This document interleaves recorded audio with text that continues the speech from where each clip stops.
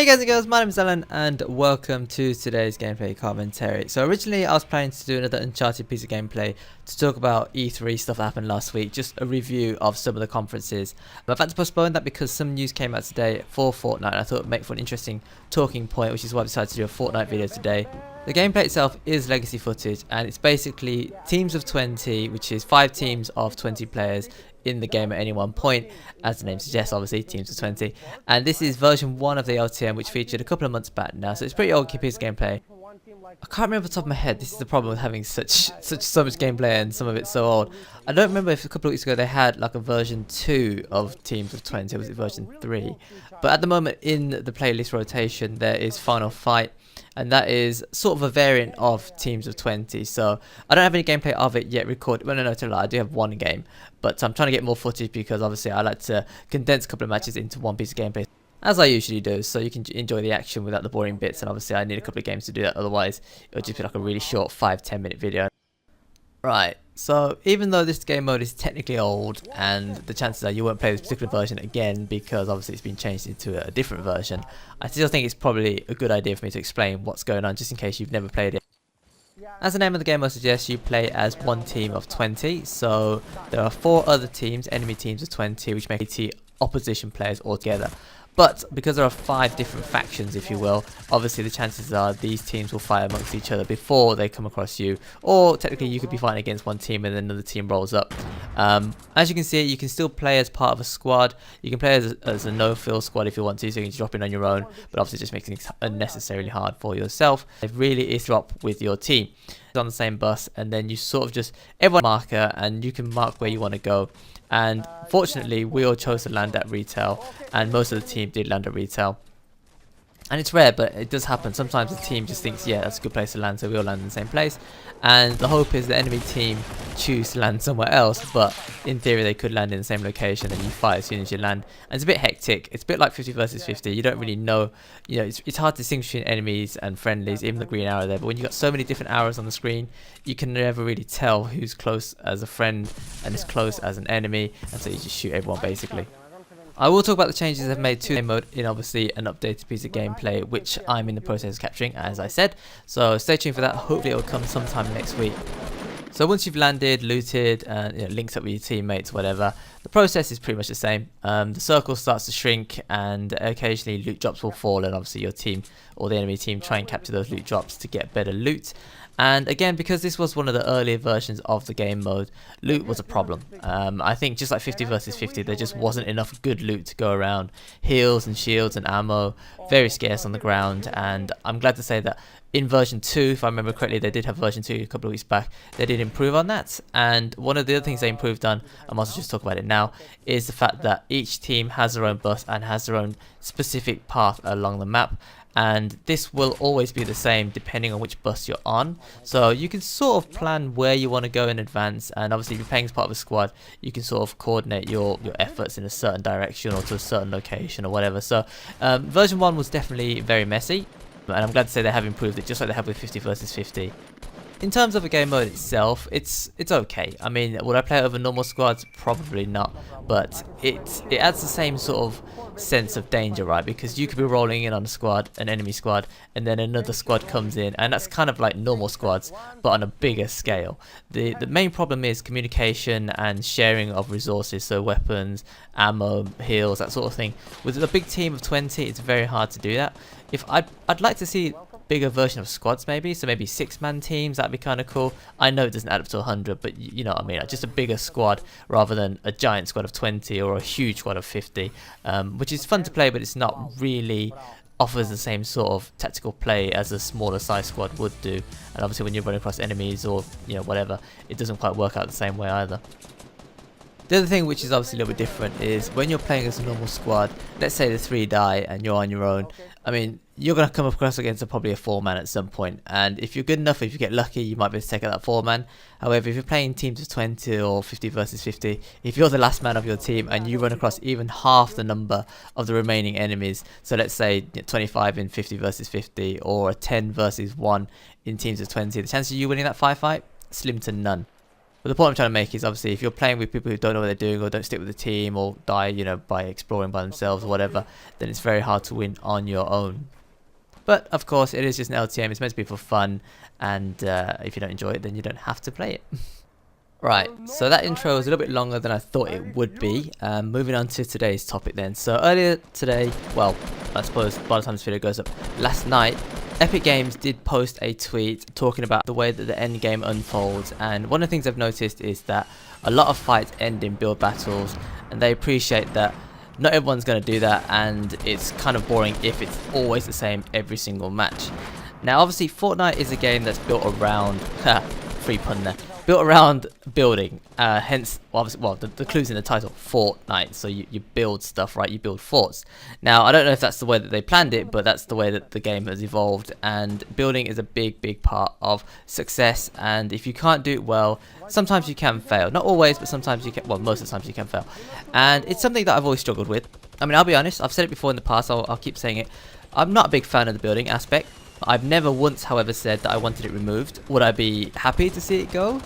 Well, I mean, it's what made Fortnite, right? So I don't know how I'd feel about that. But if tomorrow I woke up and there was no building at all in Fortnite, would my game improve? Hell yes, it would improve. If there weren't any building involved in this game whatsoever, I would do a lot better than what I currently do, and I wouldn't have to worry so much about trying to outbuild someone who's obviously going to be better than me, because I'm not a very good builder. I've admitted that. But I understand at the same time that is what makes Fortnite, and it's what distinguishes it from the other Battle Royale modes. Now, if you did take out building, I mean, I think it would be interesting to try it. I mean, I don't know how fun it would be. Obviously, it's going to be different. You can't get access to a lot of the loot, and the high buildings, you have to use the indoor stairs. Once they get destroyed, what do you do then? I should just clarify that I don't think they're ever going to, that's never going to happen. They're never ever going to get rid of Fortnite. It's fundamental to their game. Whether it's the Battle Royale mode, to the Save the World mode, it's built into the game. So it's not going to be taken out of the game. What they're considering is reducing something. Now, they haven't come out and said what it is they're planning to alter. And obviously at this point it's just a discussion. They've put the feelers out to get the community's input and that sort of thing, which is great. I mean, some companies would just go ahead and make the changes and then deal with the consequences afterwards. Well, okay, they might still be planning to do it anyway, but at the moment they are obviously asking for opinion and just voicing what they're thinking about doing. I mean, I've been thinking about this for a few hours, and I did have a little chat with my friend. We were talking about it, and the things they could change. I mean, for example, the easiest thing to do would be to limit the amount of materials that are available to use in the game. At the moment, it's 1,000 of each material, so that's 3,000. You can build a big ass base, you can get into a couple of decent build fights with that sort of materials. So one of the things they could do is limit the amount you can carry. So I mean, they could drop it down to half, 500 of each, for let's say. I mean, they're already nerfed the llama. That's something that kind of, I guess, alludes to where they're trying to go with this. I'll come back to the building bit in a second, but I think in previous video on Wednesday, I did talk about how they nerfed the amount of RPG rounds that you can carry, or rounds you can carry in a match at any one point. So it's been capped to 12 now, 12 plus the one in the chambers, and 13 altogether. And they said that they did that because they thought that explosives were very powerful towards the end game. A lot of RPG spam, a lot of grenade launcher spam, explosive spam in general is quite kind of rife towards the end. Especially if teams pick up ammo and don't use the ammo, then obviously the subsequent teams that do pick up the weapons and the ammo from their drop loot, they've got a lot to use. And in some ways it's a little bit unfair, because obviously if one team has explosives, one team doesn't, then it's very tough to win. Not impossible, but it's very tough to win. And of course buildings and forts and structures get absolutely leveled because of the amount of explosives being fired at you. It's kind of funny, but I'd never really thought about it before. An endless amount of grenade rounds didn't really faze me. If you had it, it was great. If you didn't, I mean, it was always a concern, but it was never a massive concern. Over the past couple of days, I've been playing duo matches. There's been several instances where someone's spamming RPGs at me, but I know at some point, if I count the number of RPGs that are fired, he's going to run dry. I mean, potentially his friend could drop him another 12. And you can sort of counteract that. If I build enough and block enough of his shots, I know he's eventually going to run out of ammo. He, she, whoever is going to run out of RPG rounds, and then I won't have to worry about that anymore. It's kind of funny, like I said, I never really thought about it before, but it does add a level of strategy to the game now. Anyway, going back to the materials building thing. So yeah, I mean, the other thing that they could potentially do is limit how high you could build. Right now you can build all the way into the sky. Unfortunately, that would mean the end of sky bases. Having said that, sky bases I haven't seen for a very long time and seldom work out properly anyway, so it's kind of a moot point and I don't really build them. But I mean, it would be a shame to see that part of the game disappear. It's very rare you see a sky base, but when you do see it, you're like, oh, I haven't seen one of those in a while, and then you shoot it down, and you win the game. And it's just yeah, like it's obviously that was there at the start, and for them to take it out now would be a little bit sad. But again, in terms of winning the game using that plan, it's not that often. I mean, something else they could do is increase the cost of building in general. So right now it's 10 per piece that you put down.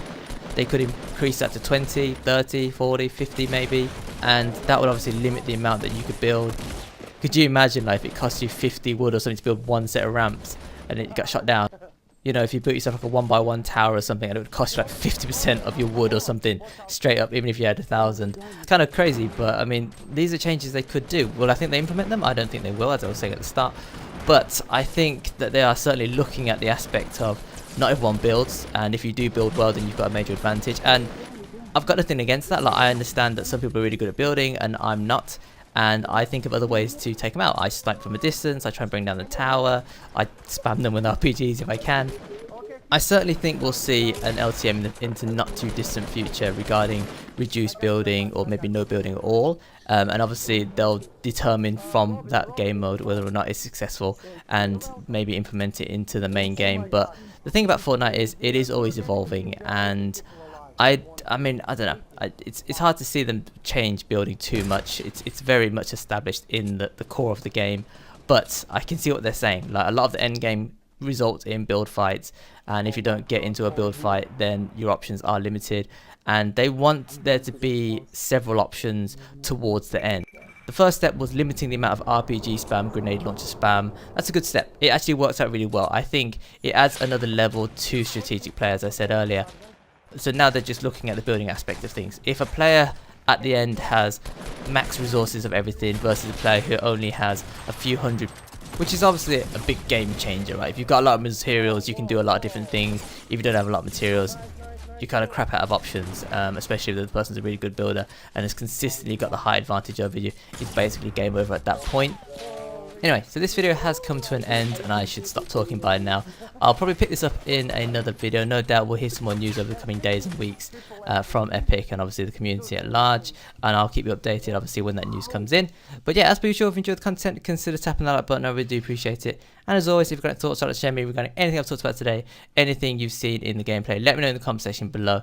What are your thoughts on this situation? Do you think Epic Games should alter the meta in terms of building and obviously the resources that you can have in your inventory? Not that they've talked about the amount of resources you can have, I'm just speculating. Obviously that's one of the things they could limit.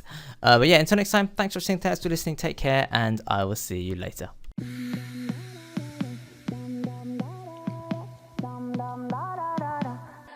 And now it's hard to